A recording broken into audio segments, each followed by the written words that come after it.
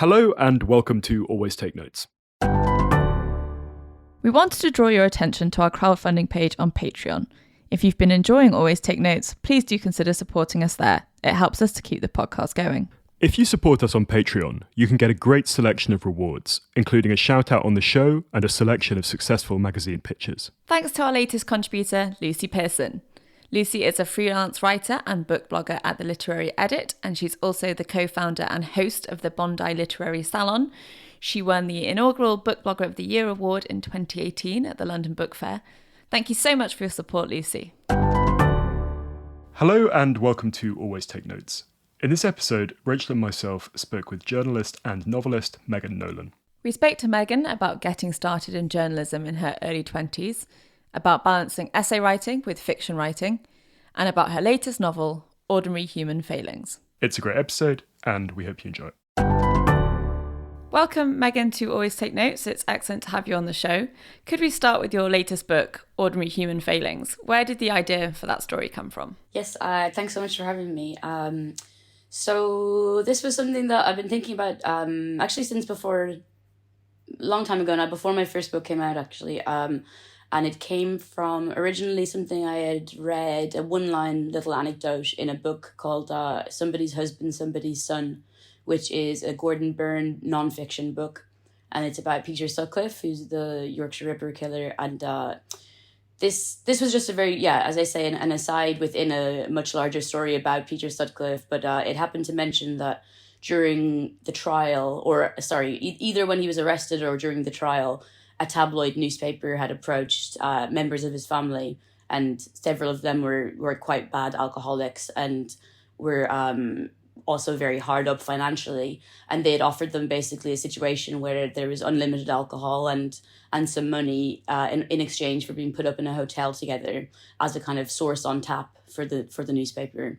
It didn't go into any details, but I almost didn't want to learn anything else about that because I just wanted to take that and kind of run with it in a different direction myself. So it was this idea about a hotel and a family being sequestered in a hotel after a crime. That was the beginning of it. And then things sort of spiraled from there, obviously, but that was the origin point. And continue on from Rachel's point about ordinary human failings. What were some of the ideas that you wanted to explore in the book particularly? So quite defined ones, actually. Whereas, I suppose in my first book, I didn't have any sort of overarching aim. I was just throwing things at the wall and seeing what happened. But with this one, I had kind of two areas of interest in the last 10 years or so of my life that I wanted to involve somehow in the narrative. One of which was about tabloid press and about particularly classism in the tabloid press, I suppose. And then also I had been interested in the psychology of how children who kill or are capable of serious violence of other kinds, how they kind of come to a position of being capable of those things. And obviously there's not a one-size-fits-all explanation for these cases because there's so many different circumstances, but there are certain things that quite a lot of children who are capable of violence have experienced in common. So those are two things that I was interested in trying to involve in the plot in some way, and so obviously it took a bit of figuring out how to fluidly knit those things together, and hopefully I've managed to do that with the story of Lucy, who's the child suspected of the crime, and then Tom is the journalist who's kind of pursuing her and her family afterwards. So you said you didn't read into the sort of throwaway line in that book too much more afterwards, but in terms of research, did you then look into children who sort of commit acts of violence? What was the research process of the book like? Yeah, I did. I'm not like the most brilliant, diligent researcher, and I'm not not at all academic, so I don't think I'm especially well placed to like discuss research methods or anything, but I did read quite a lot. I read a lot of nonfiction anyway, and I started off by reading a lot of memoirs. Well, there's not a huge number of them available, but any memoirs that I could find by ex-tabloid journalists, and quite a few of them were written in the 90s before kind of the culture shifted against the more vitriolic sort of ruthless tabloid culture that was especially bad at that time. And I guess, not that it's perfect now, but has sort of changed post Levinson everything else that's happened in the last 20 years. Anyway, so I'd read a couple of memoirs by, I think one of them is literally called like Diary of a Hack, and they're very open about their backgrounds and how sort of they're almost proud of how gross their behavior was, and they kind of write about it. You know, they acknowledge that it was bad in a sense, but it's also written in a sort of fairly light tone, which was quite interesting to read from this vantage point of being in our contemporary, in our year compared to back then. And yeah, so I kind of read those to get a sense of, yeah, just how common or otherwise these sorts of quite obviously immoral tactics to get people to talk were, and it turns out like very is the answer, and like not unusual at all in any way. So I read a bunch of those where I could find them. Before I started writing, I had already been very keen on this writer called Gita Sarini, who she wrote a couple of different books about children who kill. The most famous ones were, she wrote two different ones about a girl called Mary Bell, who I believe, I couldn't tell you off the top of my head, but she had killed two children when she was 10 years old. And I think I think that happened in the early 60s, though I could be mistaken, but it's around that sort of era.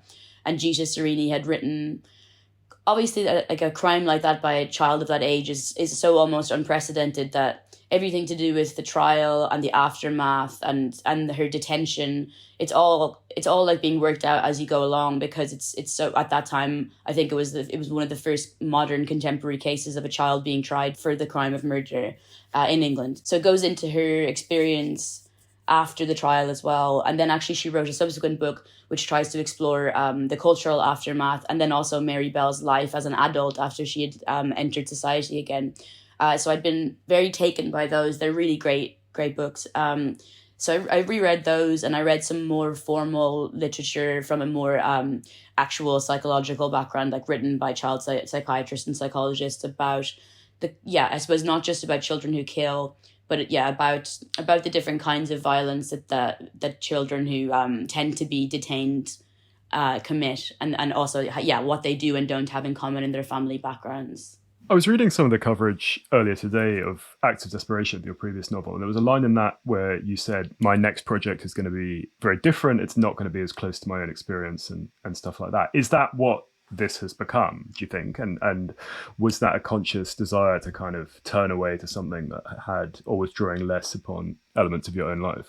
Yeah, I think, but by the time I would have said that in that interview, I think I probably already would have been working on this new one. And it's not that I decided on it intentionally to get away from writing personal material, but I was relieved that the thing that happened to have drawn my attention next was something totally unrelated to myself.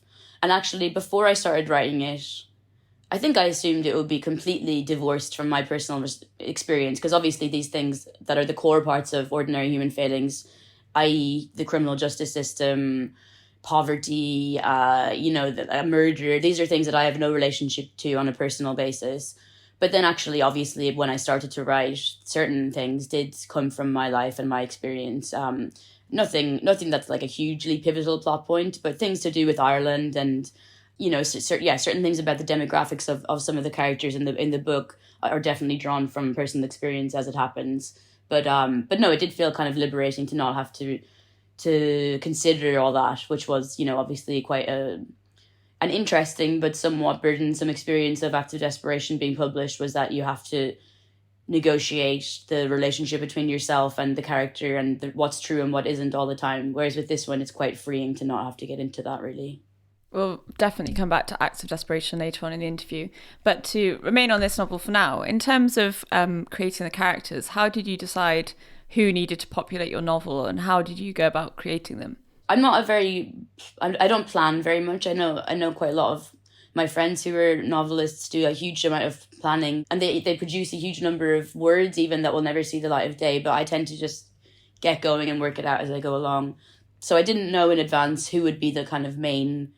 I knew that there would be a family at the heart of the story, but I didn't know exactly how many family members or who of the family would be more or less prominent, and if there would be other external characters. So then I began, I think, I can't remember my reasoning here, but I think I began with Tom, who's the journalist. I definitely began with him, and I think that was because I had the sense that he might be more, I don't know. I thought maybe he would be more peripheral, but also I guess just that he's the outsider. He's not within the family dynamic, so I thought maybe it would be best to start with him. So initially he was the very first paragraph, and then things shifted around in different drafts. Then so I started with Tom, and then I kind of worked out a rhythm where we have the present day of the novel in which Lucy, the child, is suspected of this crime of killing another child called Mia on their estate. But then you also have the family's past lives in Ireland going back through different decades. So I sort of worked out a rhythm whereby you would be weaving in the hotel and the present day of the novel, and then you would go back into the family's lives. And it kind of turned out in terms of the family members, they all stayed fairly equivalent. There's not really a huge discrepancy between, maybe a bit more on Carmel's side, I suppose, because she has a bit more background history about when she gets pregnant with Lucy. But I think they feel, to me, all kind of fairly present in similar ways. And Tom ended up being more of like a structural influence than his own huge character. You know, he has a life in the book and he is a character, but I don't think he ended up being as core as any of the family members did in the end. And is it correct that this was a kind of quicker process of bringing the book together than your previous one? We saw that with your previous book, it was 3 years from the first word until you submitted a draft. Was that because your processes had been refined and so forth, or just how your life was fitting together more broadly? No, just that for completely material reasons. So I didn't have a book deal when I was writing the first one. So I was writing it in my spare time and working full time as well. So that just meant it took longer, and you know, I could only afford to take. I was free. Luckily, I was a freelance journalist, so I meant I could control my time in some ways about when I took on and off work. But it, you know, if I didn't have enough money to take 2 weeks off, then I didn't have enough money to do that. So it just meant that it took me longer to try and get through a draft. And then with the second one, when I did sell Acts of Desperation after those 3 years had passed, it was to a 2-book deal with Jonathan Cape, and so they gave me an advance to write the second one, and that meant that I had time to pretty much do it full time. I was still writing some journalism, but not as a full-time job any longer. So I pretty much wrote this draft through in about 9 months, and then there was about 6 months of editing after that as well, I think. A question we always put to novelists on the show is whether they're a plotter or a plunger. And you've alluded to this, but whether you're someone that works out the structure of the book beforehand or whether you're someone who dives in and sees what happens. You can obviously be in the middle, but whereabouts do you sit on that spectrum? I think on the spectrum, definitely closer to plunger, but I feel like every time I've had an idea, I'm just starting my third one now as well, so I feel like I've had 3 experiences of like beginning these things now, and each time I've had this. It kind of starts with like quite a sensory thing of having like a sense of the mood primarily, regardless of whether I have an idea of characters or plot even. I can probably see an image and like have a feeling of the mood of that image. But then I'll probably spend like a couple of months thinking through in very broad terms the story, but not in any like heavily plotted way, you know, like just a very broad arc. And then I'll just begin without really figuring out any details. So I think I have like a sense of how things will go, but certainly no plans really.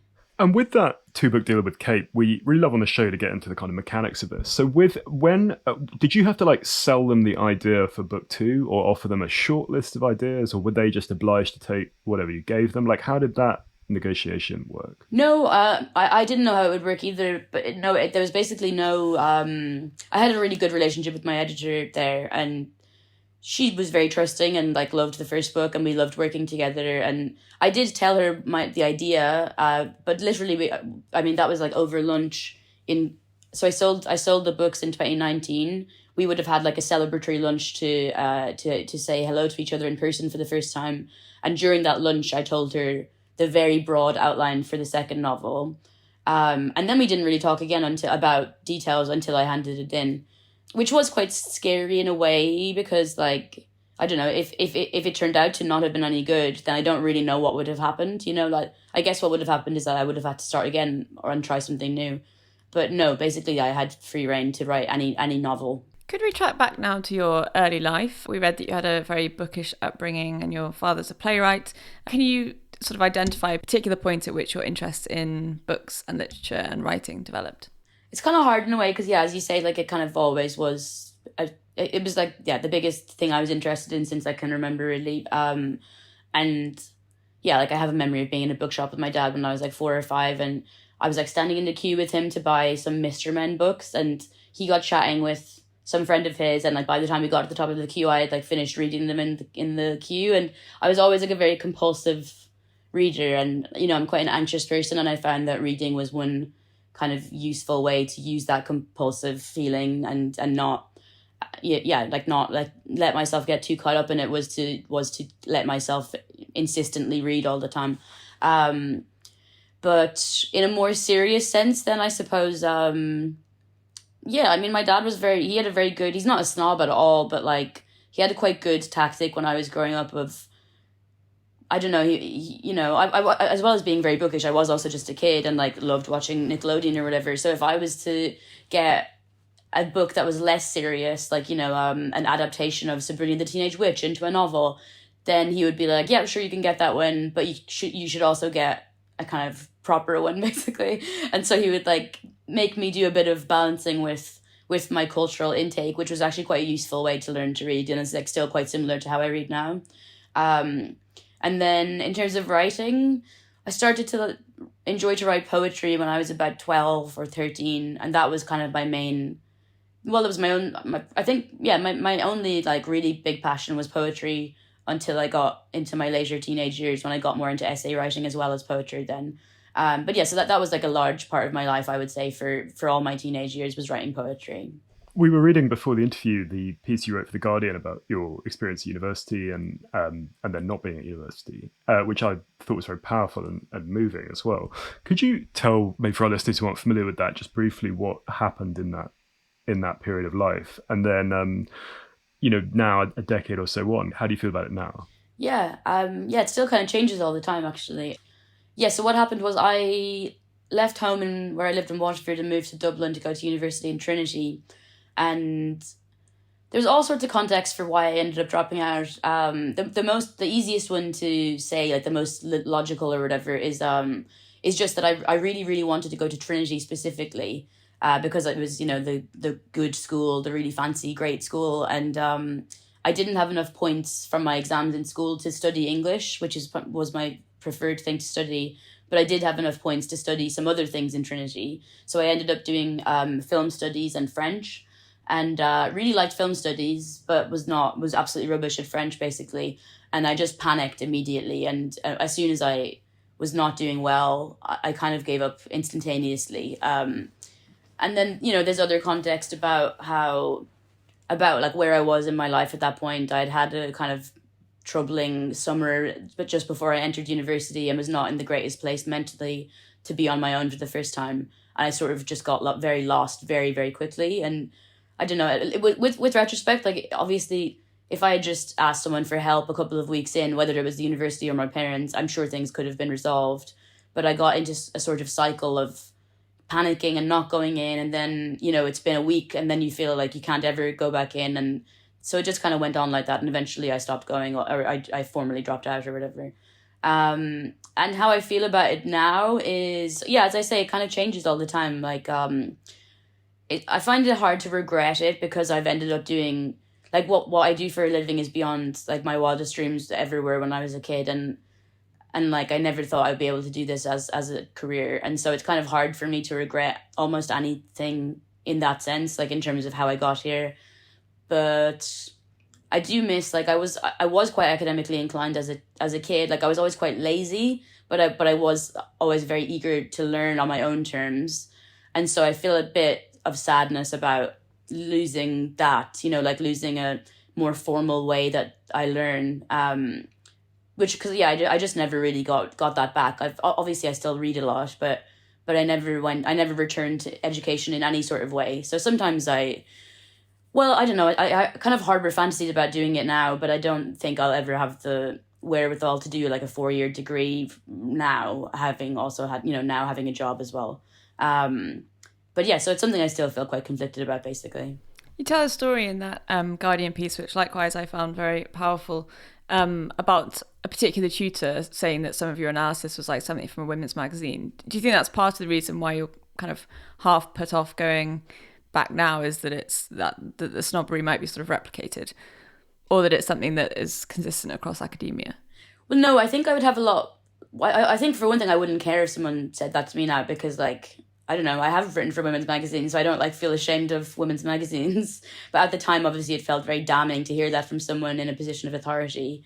I don't think it's because of the snobbishness that I wouldn't go back. I think, yeah, like having established a writing career, I would have more confidence now. But also, I think honestly, it's a time thing. I'm already like, I do not have a good work ethic in general, and so it's like hard for me to do enough stuff to make money and to do my creative work and everything else. Like it's kind of, you know, hard for me to pull all that together. So I find it difficult to imagine being able to put college back into that mix as well. But, you know, I would definitely in an abstract way love to do it. So I'm sure there are other ways that I can maybe approach it and like do it in a more part-time way, or just do like evening classes in a particular thing that I'm interested in rather than an undergraduate degree. There's definitely ways that I think I will like enter education again, even if it's not third level, you know, university education.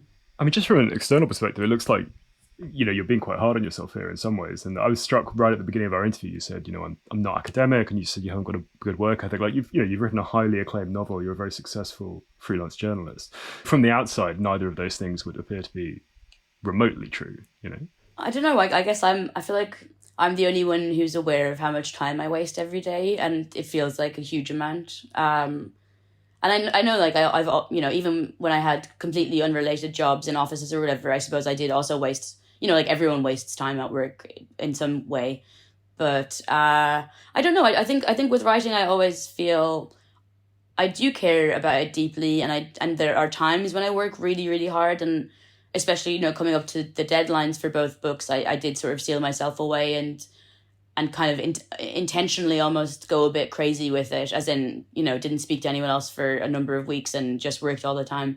But I suppose those are such concentrated little bursts that I often feel guilty about the rest of the year, basically, where I'm aware of how much time I squander. And I find it very difficult to concentrate, basically. So a lot of my days is spent trying to, you know, physically make myself sit down and do whatever I'm supposed to be doing. I'm sure a lot of listeners can empathise with that. Moving forward, after that period where you decided, or when you left university, until you started writing essays and things at 23, what were you doing in that kind of interim period? Well, again, a lot of nothing for a while, and then just a very grab bag of odd jobs sort of thing. I trying to think what I did directly afterwards. I moved back home, and it was all very traumatic. I was having a really, really bad couple of years, basically. Some other things in my personal life had happened and at the same time, and it just all sort of collapsed in on itself. And I moved back home and lived with my parents for, I don't know, not ages and ages, but maybe like 4 months or 5 months or something. And I, you know, then started working from there. And then once I had enough money to get back to Dublin and just find whatever shop or office or whatever job I could do, I immediately did that. So I worked in retail for about a year, and then I found a job in a restaurant that I actually quite enjoyed. And so I was a waitress for maybe a year and a half, and then did some office work as just doing like admin temping for a medical college. And I kind of did that until I left for London when I was 24 then. And how did your first steps as a writer work? I was interested again in a comment that you made elsewhere, that you said that you were publishing in zines, which seems almost like a piece from a kind of another cultural age, right, from the 90s or something like that. How did you go about getting your initial work in front of editors and out there? Yeah, so I guess I already, like, throughout all the time that I just referred to, and when I was doing, you know, doing like shop and waitressing and office work, at that time I was always like doing something to do with writing, like just because my friends in Dublin were very cool and creative people, and like a lot of them had these little things like zines or small magazines or literary journals, whatever, that they were trying to begin. So I was already sort of used to trying to write bits and pieces, whether that would be poems or not. And so then I started to get a little bit more serious about it when I think I was 22. I had a serious boyfriend at the time, and we lived together, and I just had a bit more of a settled life than I had up to that point. And I suppose I had a little bit more time and space to think about these things because I had an office job rather than having shift work. So then I started to write essays, initially they were all for live performance, actually, because there's a big scene in Dublin of like spoken word and performance events and that kind of thing. And so I would write these little essays to be read at live events. And eventually I started to record them online as well. So I put them on a blog, like just on a WordPress thing, or when Medium became a thing, I started to publish them on Medium. And from there it was sort of just just from like online relationships, really. I was still on Twitter then, and I used Twitter a huge amount, and I had some kind of audience there. And so when I did start publishing things on Medium, they had a bit more traction than they would have if I was just doing it cold from a position of not having any online presence. And then it was actually not until I moved to London that I started to actually approach editors from formal, from like old school media. And I think, again, that was something that came from Twitter, where I just would see, I think the very, very first one was from The Independent, and I just saw someone do a call out that was like, does anyone who's from Ireland or who had a background, a Catholic background, have time to write a short piece today about something or other that the Pope has done? And I said, yeah, I can do that. Like, and I was at this point actively trying to think of ways that I could become could get into writing in a more serious way. So I was keeping an eye out for these things on Twitter or wherever I might see them, for small opportunities like that, where you could just do a really quick turnaround op-ed and then hopefully make some relationship with the editor. And yeah, I found, obviously it's not easy to make a living from freelancing, but I found it fairly easy to like get things in front of people, and to get small things published. It probably took another 3 or 4 years before I made any proper money from it, enough to do it as part of my actual work, rather than, having a temp job or whatever and doing it alongside. But yeah, so that's how it was, really, just kind of via online connections, really. So when you moved to London, were you still doing sort of temp jobs alongside the journalism, or did you pursue writing sort of in earnest full time once you moved? No, I was temping more than full time at first. I was temping like crazy number of hours a week when I first moved to London. And then, how obviously these things are, it's very cyclical. Like 1 month I might have been working like 70 hours a week, and then the next month you just like don't get enough work and you're at a loose end. So I guess in those like leaner times I would try and write more and more. And then I did that. I temped full time for, I guess it was the bones of 2 years, really, or maybe a year and a half. And then I got a small grant from an arts bursary in Ireland, and it was something of about, I think it was about 1,800 euros or maybe 2,000 euros. And so it was like not enough to last a huge amount of time in London. And so at the time I was like living in quite casual situations as well, just like subletting. So I made a decision to move somewhere cheaper so that the 2,000 euros could like go for longer and I could try and start writing a book. So that's what I did in the autumn of 2016. I like took that money and went away for 3 or 4 months. So it's a rule of the podcast that we always ask about money. So this is nothing specific to you at all. But how has the financial side kind of continued from then? And, how does it work now in terms of the split between your income between your book and and journalism? And are you still doing kind of non-writing work around the side? I think I got this column in the New Statesman in 2018, I think it was. And that was my first like regular writing money. And because it was regular, it meant that I could kind of quit some of my other non-writing jobs. So since around that time, I've managed to more or less make my money only from writing. And when I say that, it also includes some, I suppose, like slightly more not advertorial, but like some more commercially inclined things. Okay, very occasionally. I would do more of that if I could, but I honestly don't really know how to find that sort of work. But so mostly it's journalism and now obviously the books.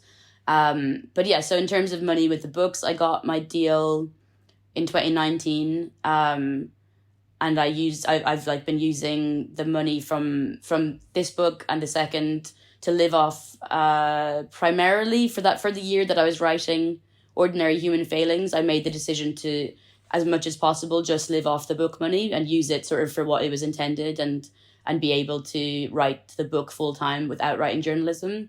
And obviously you still like take the odd thing that comes up, but the journalism mostly fell by the wayside for that year. And now that I'm finished the book, I've been doing more journalism. So I couldn't tell you off the top of my head what the division is between the two, but at the moment I would say it's maybe 50-50 journalism and fiction money that I'm living off. And in terms of your journalism, how do you find subjects that you want to write about for your column? So I don't do the column anymore. I used to do it every 2 weeks, and then I just kind of put it aside, as I say, when I was doing this new book. But in general, I mean, I find that quite hard, honestly, because like I'm a little bit like I still feel a bit similar to how I did in school, which is like I really like to get an assignment. And so if someone says, write a column about this, I find that very, not easy, but I can write about anything if someone tells me what to write about. But I don't actually feel like I have very good instincts for searching those things out myself. So I did struggle a bit with the column sometimes. I've been mostly, it's about as basic as like I was trying to read a lot of news and culture news at the time, and I would see if something struck me, and usually you would find one or other thing to draw from. But also a lot of my columns are personal, so it's, you know, a lot of it is based on whatever is happening to me in that time in my life. Or what's preoccupying my thoughts, or actually a lot of the columns that I really liked to write began with what I happened to be reading that week, and it wouldn't be like a book review exactly. It would just be like some thought that had emerged from my reading of whatever I was into that week. So yeah, that was actually my kind of favorite way to find subject matter. Could you tell us then how Acts of Desperation came to be? And again, we love to get into the kind of nitty gritty of agents and book deals and stuff like that. So from this decision and getting this grant and trying to eke that money as far as you could, how did you go about getting the novel in front of the right people and then eventually getting it published? So very luckily, and it is like a big stroke of luck that could easily never have happened, I had signed with an agent before I started writing the book. Because I was known primarily, to whatever extent I was known, as a non-fiction writer, an essayist before this, I had been reading an essay. And when I say essay, they were kind of creative non-fiction. You know, they weren't like straight up essays. They were a little bit more experimental than that, some of them. And so I was reading one of those at a Goldsmiths event, actually, is what it was, in the spring of 2016. And this woman who turned out to be my agent, Harriet, was there and happened to hear me read, and we talked afterwards, and she ended up signing me. And it was very lucky, not only because she was a brilliant agent, but also it was at a very fortuitous time in her career, because she was also early in her career. So she had the room to sign someone like me who hadn't really started up yet, and she had the time to like help me grow with her. So that was a big stroke of luck. And then she and I had kind of agreed. We agreed I was going to write a book, and initially we talked about different non-fiction ideas, and then we kind of agreed on the theme of the book, and the theme of the book being sort of what is Acts of Desperation, which is about, you know, obsession and over dependence on romantic love, and sort of putting that at the center of your life to the exclusion of everything else. And initially we had like some conversations around that being a non-fiction book, and then I just kind of, between the two of us, we kind of identified that really what I wanted to do was write a novel about those subjects. So I knew that that's what I was trying to do when I went away to write the book, when I had that €2,000 or whatever it was. I knew that I was trying to write that novel. So I've spent about 3 or 4 months writing it more or less full time. Again, like doing a tiny bit of journalism, but not much. And then I came back, did it in my spare time for the following 2.5 years. Harriet would edit it as I went along sporadically. So I would like give her, you know, 8 or 10,000 words, and she'd have a look over it. But so she kind of reassured me that I was going down the right path. And then eventually I gave her a draft, a completed draft. And we probably spent about 3 or 4 months editing it between the two of us. And she sent it out then in September of 2019. And it took about a month to hear back. Well, maybe even a bit less, a couple of weeks or a month to hear back from editors then. And could you tell listeners about the role that Nausgaard played in the sort of genesis of your book? Yeah, so I've been a huge fan of his since 2015, and had kind of raced through his first 2 or 3 books, and especially the first 2, which are A Death in the Family and Man in Love. They had really influenced me in that. Like they were sort of like a more, obviously I'm not comparing myself to him, but they were sort of like a much more accomplished and like extreme version of the kinds of writing that I was interested in trying myself. So, you know, the amount that I was trying to like self-expose in my work, he had done to this, you know, even more like really magnified, really exhilarating degree. So I was very interested in that. And yeah, then when I went away it was to Greece that I went away to write then. And when I was in Greece, I didn't have any internet in the flat that I was staying in. I didn't have like any data on my phone, and I just had like what books I had brought with me really, and his were amongst them. So yeah, I kind of read and reread him as I was writing as well. And yeah, he's just been he was a big influence in that part of my writing life, and someone I really admire a lot. I thought it was interesting reading, some of your previous interviews talking about kind of almost the sense that reading Now Sky gave a bit of a license for you to pursue the project. But again, there was a line that we found, and this I think was about your nonfiction, but I wonder if it relates to some of the novels as well, saying, I had at that time begun to write essays, which I'd hoped were literary in style, but which felt cripplingly, humiliatingly feminine in their subject matter, unlovely accounts of abortion and sexual jealousy and the abjection of being a woman who desires men. And I'm wondering if you could maybe unpack that a bit, and particularly this like last line, what is the abjection of being a woman who desires men? I guess what I meant was like, partially because I kind of came of age as a writer around the time of what I think was called like the first person confessional boom. And so like, yeah, I before I had become a writer, I was aware of that and aware of like Jezebel and Exo Jane and all that. And I suppose by the time I was writing, it had already become cliche and like a bit of a tired trope to do that sort of writing. And so, yeah, I think it was mostly a kind of response to the culture that I was emerging from, which had, to my mind, had like kind of failed in its attempt to make that kind of narrative work. A lot of those websites, I felt like to write in this way about gendered issues kind of felt like almost necessarily victimizing yourself. And even when I was writing about things that were, bad things that happened to me, it still seemed very uninteresting to kind of, I don't know, center myself as a victim. And so I was like, not that I haven't been guilty of doing that, but I was like interested in trying to move beyond that, or, go so deeply into it that it became something else maybe. And then in terms of the objection of being a woman who desires men, I think it feels a little bit easier to talk about the ways that men can ill treat you and that you can be hurt by men than the various ways that you actually desire and want and, seek out men and like have your own interesting, productive and destructive dynamics with them. And also it's, I guess on a more prosaic level can feel it just embarrassing in the same ways it's still considered embarrassing for a woman to ask out a man in some circles. Like the dynamics are obviously much lesser than they once were, but to acknowledge your sort of strong desire and like active desire rather than passive and like waiting for a man to choose you or whatever still does feel embarrassing to me anyway. I don't maybe mean that right now, but certainly at the time that I was writing about those things more, still felt a bit vulnerable and exposing to even admit the fact that I had these huge desires, and wasn't just being chosen by another person. Like I was trying to get them on. How do you feel about the mode of the personal essay now? As you say, there's been quite a lot of discussion of this idea of selling trauma, and it's something that women are expected to do and male writers aren't. Do you think it's evolved in any meaningful way in the past 5 years?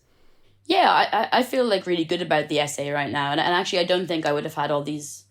I don't think I necessarily would have had all these feelings of self-doubt if I had been coming up now rather than 10 years ago. Because, I just think, I don't know, that moment was a bit of a strange one. And it was kind of, it did produce a lot of embarrassing stuff. But now I think it's kind of become clear. I've always thought about that whole subject about, is confessionalism good or bad? It's like, well, it's neither, because if you're a good writer and you write something in the first person, you'll probably write something good, and vice versa. If you're bad, you'll probably write something bad. And that's, obviously true of every form. But yeah, I think that's become a bit clearer now, and it's not such a sort of black and white issue that like whether it's clever or good or bad to write in that style. And I just think, there's so many brilliant women essayists now, and I feel like there's a lot more, I don't know, I feel like there's like a wider ranging sense of what's possible as a woman who's writing essays now, and it's not so like determinedly, I don't mean personal as a bad thing, but it just feels like you can apply the personal to so much else in the world now, and it feels a lot more freeing to me. And what was the experience of publication of Acts of Desperation like? And when was it clear that the novel was going to make an impact and be a sort of talked about thing?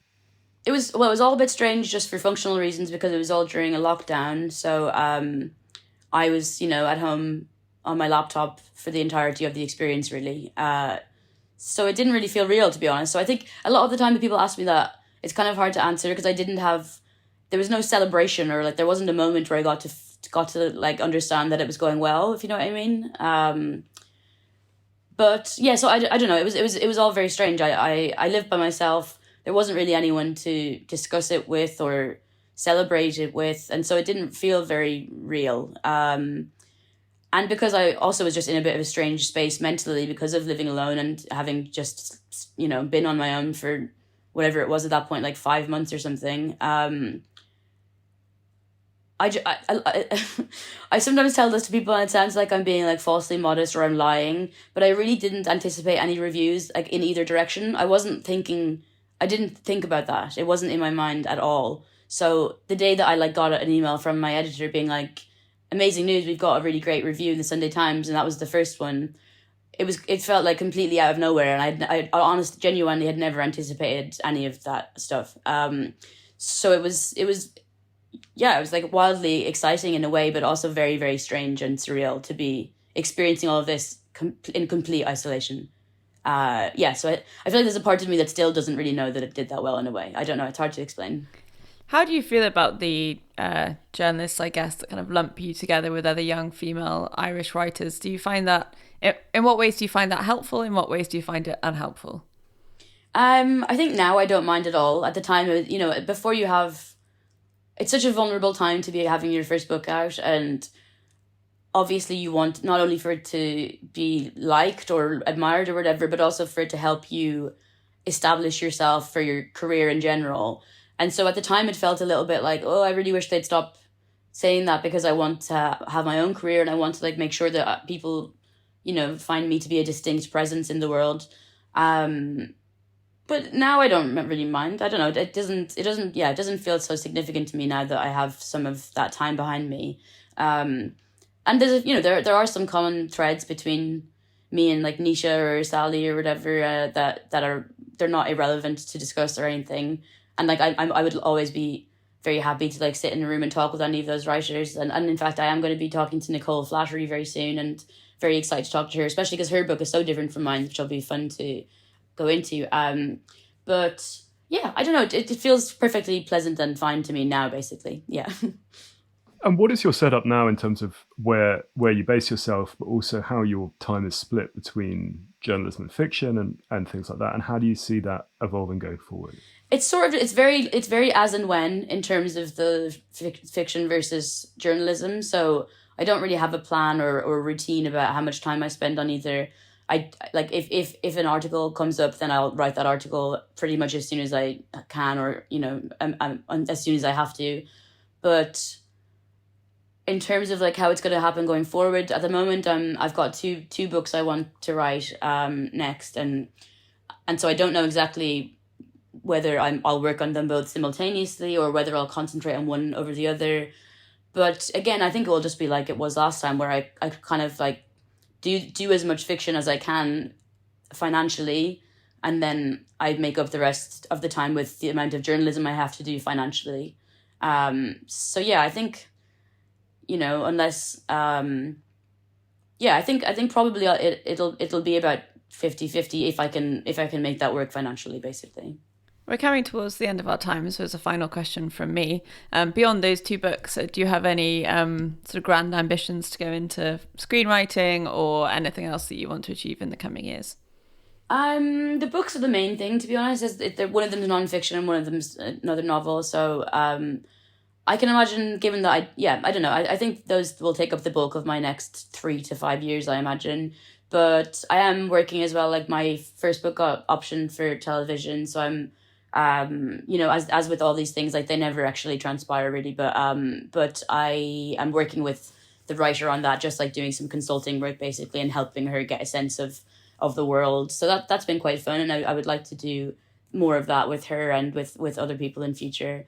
But no, I think primarily the books, and then like I'm always down to like try other kinds of writing where I can fit where I can fit it in though. And as a final question from me, do you feel kind of more able to sort of own your success now? You were saying, particularly with some of these early pieces, and as you say, the kind of first-person industrial essay complex having a ambiguous feelings towards it. Do you feel you have a more kind of settled relationship with the kind of work that you're doing now? I don't, but also I think that will always be the case for me, and that's like a personality thing rather than the status of my career. I'm just a very anxious person, and like there's not really any number of things that can happen to solidify certain worries of to like solidify my life enough to stop my worries. And I think like that sucks for me personally. I don't like enjoy to experience that, but it's not the worst way to approach writing either, because I think like it's probably good, if painful, for me to start a new project and feel like I don't know how to do it every time, rather than feeling complete confidence going into it. I have to say, like this experience has been brilliant in some ways. Like writing my second book, as in being able to do it full time, was amazing. But I was really, really like agonizingly stressed about it for about 4 months of this year, and still I'm quite anxious about it. And so yeah, but again, I don't know, that's just who I am, and I think I probably would experience some level of that no matter what sort of life or work I had chosen. Well, wishing you all the very best of luck with Ordinary Human Failings and all of your other work going forward. And thank you so much for speaking to us today. Thank you.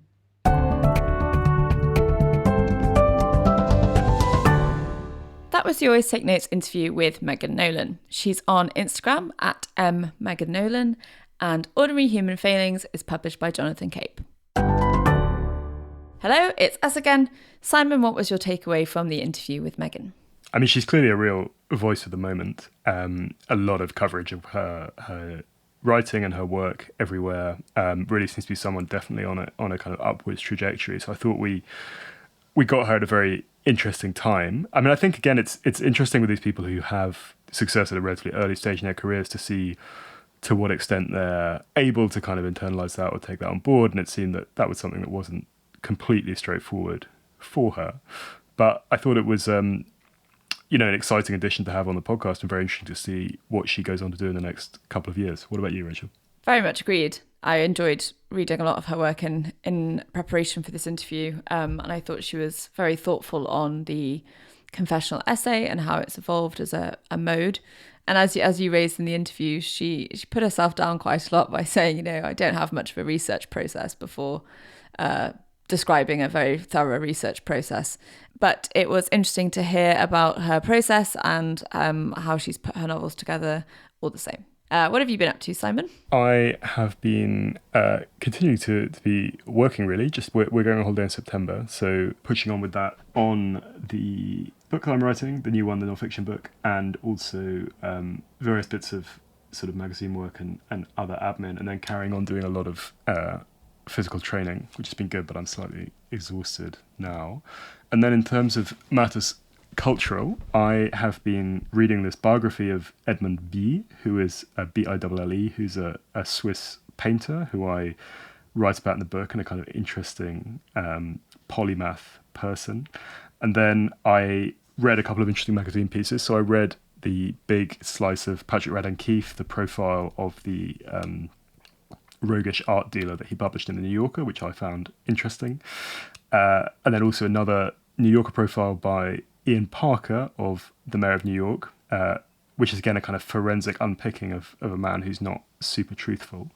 And then on a very different cultural note, I watched the Asterix film on Netflix, which I heartily recommend, and I found was extremely amusing. So a bit of a kind of high-low cultural diet for me this week. What about you, Rachel?